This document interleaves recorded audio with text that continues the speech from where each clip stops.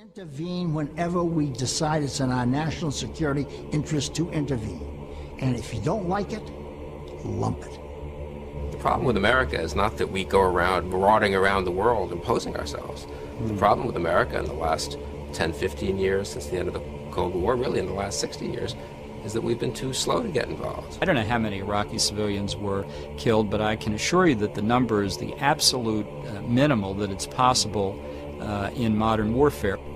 Every nation in every region now has a decision to make. Either you are with us or you are with the terrorists. You know, that land over there is yours.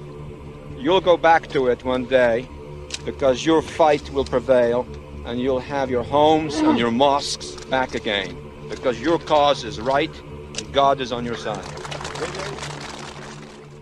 Welcome to the Darkened Hour. I'm your host, Adam Fitzgerald. The pretext to the September 11th attacks, 1993 World Trade Center bombing. The Baluchi clan, or more notably, the uncle and nephew partnership of Ramzi Yousef and Khalid Sheikh Muhammad, is rather underreported in the pretext to the terrorist attacks of September 11, 2001. In today's conversation, we're going to be talking about the massive influence between the duo and the 1993 World Trade Center attacks coming from Balochistan, Pakistan, and what it meant to the world in regards to the formation and early time frame regarding Ramzi Yousef and Khalid Sheikh Muhammad. And to talk a little bit further, I'm going to be bringing up the conversation into an early period in which generally most people aren't aware or generally are ignorant about.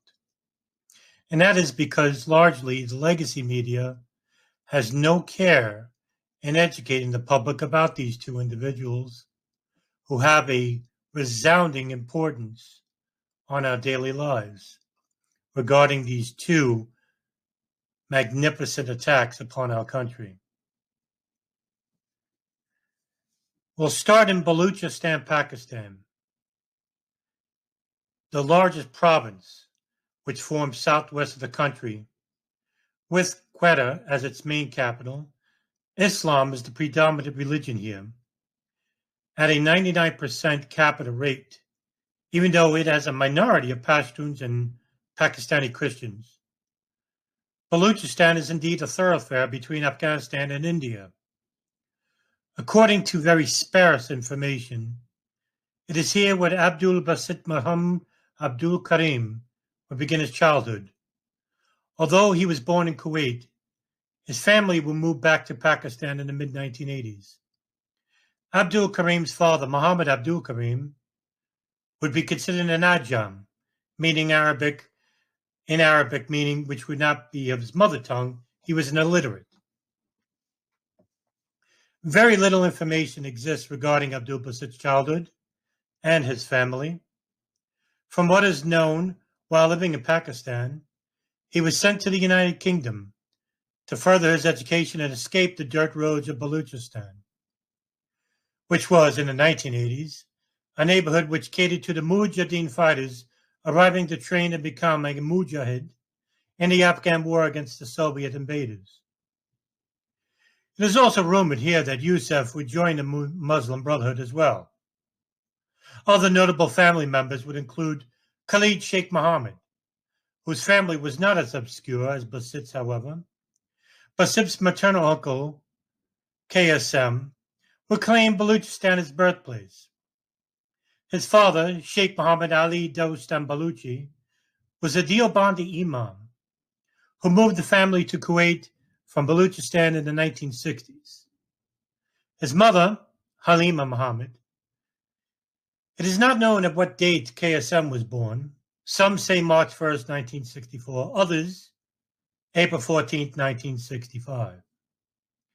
In time, Abdul Basit Karim, would use an alias, one that would be known to everyone in the world in soon time: Ramzi Yousef.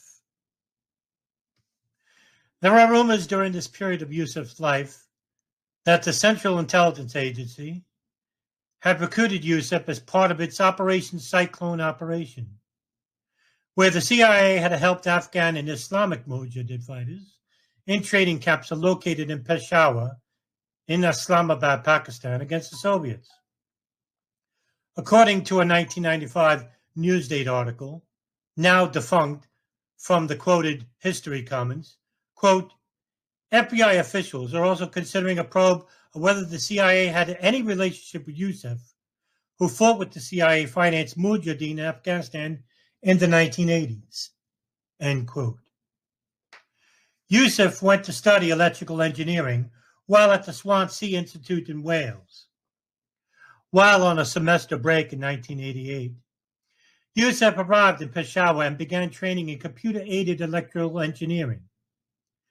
In 1989, he once again returned to Peshawar and began training at the Sada training camp for Afghan Mujahideen fighters. There, he learned how to manufacture explosives from Abu Jafar al-Qandari, who is an explosive expert from the Jihad Wild training camp, which was located in Khost, Afghanistan. Jafar also trained another fellow Mujahid who just arrived in 1989, Ahmad Ajaj. Yousef graduated from Swansea in 1989, just before he began training at the Sada camp, operated under Afghan warlord and de facto head of the Northern Alliance, Abdul Basit Karim. Meanwhile, Khalid Sheikh Muhammad had begun his fascination with the Afghan-Soviet War while listening to a speech given by Abdul Basit Karim in 1982. Saif had declared a global jihad against the Soviet invaders, in which, much like his nephew, Yousef, KSM joined the Muslim Brotherhood. He was 16 at the time in 1983, but in 1984, after graduating high school, Khalid Sheikh Muhammad would travel to North Carolina to begin his studies for electrical engineering at North Carolina A&T. While at the university, KSM would be subjugated to humiliating prejudices by fellow students. During morning and evening prayers, shoes and sandals belonging to Muslims would be thrown in a nearby lake. Almost a weekly barrage of racial epithets and discrimination would enrage KSM from within. Here, he despised Americans because of their daily tortures. In 1986, KSM received his bachelor's and would relocate back to Peshawar, but this time with a newfound zeal for revenge against his Western adversaries, where before his arrival to the United States none existed. While in Peshawar, he would reunite with his older brother Sahid al-Sheikh, who was fully involved in the Afghan-Soviet War. Sahid would introduce KSM to Abdul Azam, who would be known to almost everyone in the Middle East as the godfather of modern-day jihad. KSM would begin working out of the Sada training camp operated by Azam. Immediately and afterwards, KSM would begin working for Abdul Basit's magazine, Al-Bunyan al-Mahsus. According to accounts from counterterrorism expert Rohan Guantanara, KSM would travel to the Philippines in 1991 at the behest of Saudi national and Soviet Afghan hero Osama bin Laden to train members of the militant groups Abu Sayyaf and the Moral Islamic Liberation Front in bomb-making and assassination. He works with bin Laden's brother-in-law, Mohammed Jamal Khalifa, to establish an operational base there and also based in Malaysia. Khalifa is bin Laden's brother-in-law and has numerous businesses in the Philippines. It is here that KSM would be considered a valuable asset to bin Laden personally. By 1993, KSM would marry and relocate to Qatar. Ramzi Yousef would then complete his training from Abu Jafar al-Qandari at the Sada training camp. Even though, according to Jafar, Yousef was not that impressionable in bomb making. Ajaj was, however, better suited at it.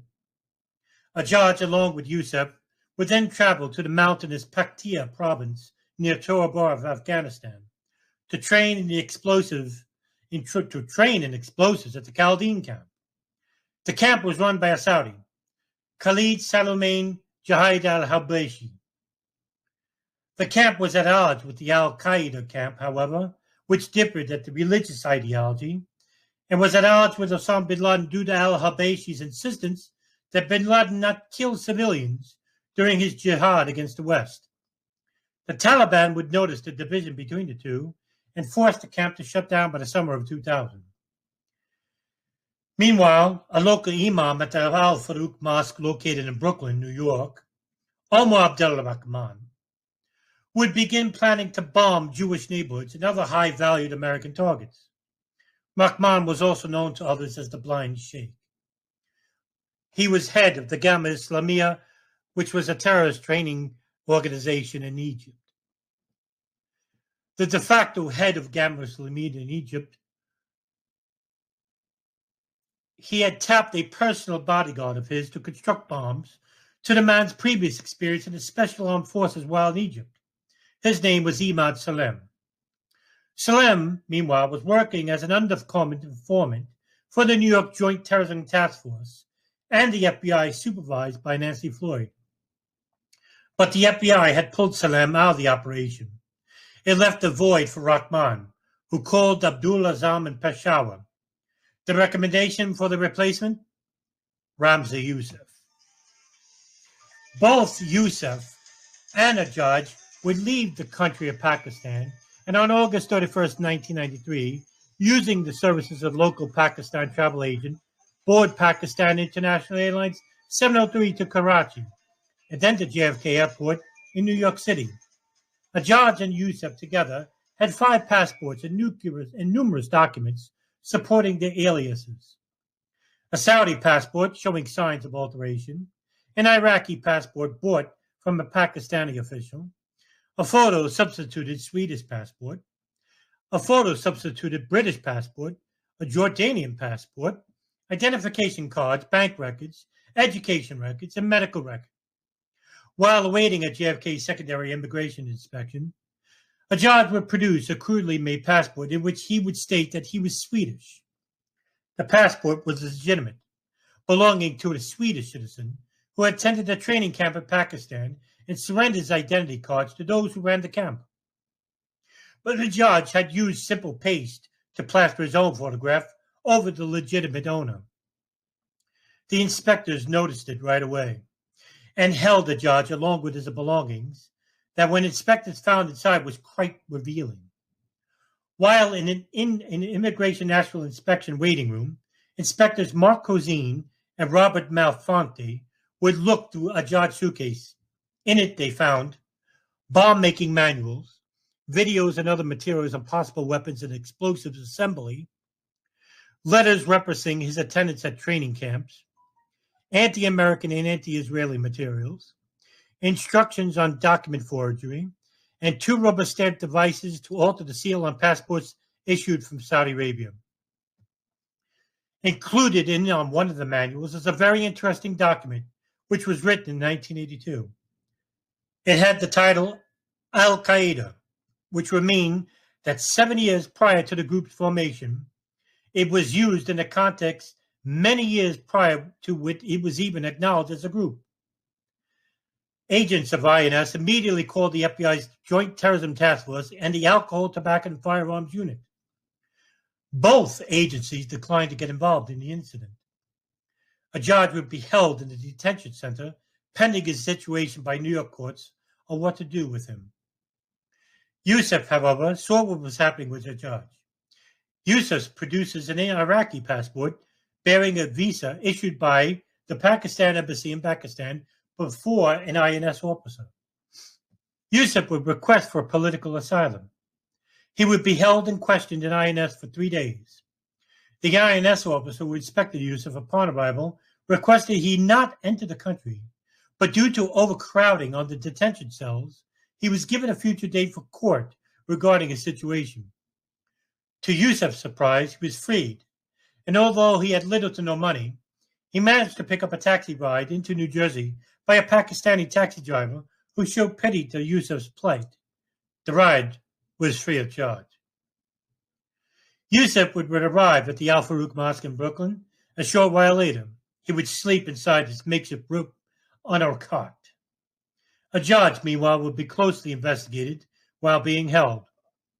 According to Robert Friedman of the Village Voice, whose article, quote, Mossad linked to WTC bombing suspect, end quote, a judge had been recruited by the Israeli Mossad.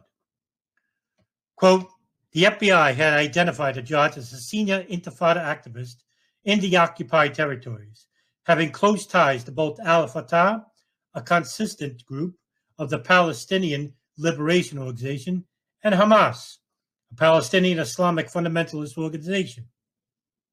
But according to Kol Al-Har, a highly regarded Hebrew language weekly in Jerusalem, Ajad was never involved in Intifada activities, or with the PLO, or with Hamas.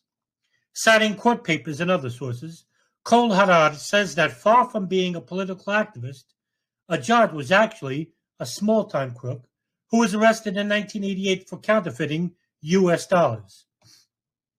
Ajad and two other members of his counterfeiting ring ran a printing press in an Arab cemetery outside East Jerusalem, housing their equipment in the same building where religious Muslims wash corpses before burial.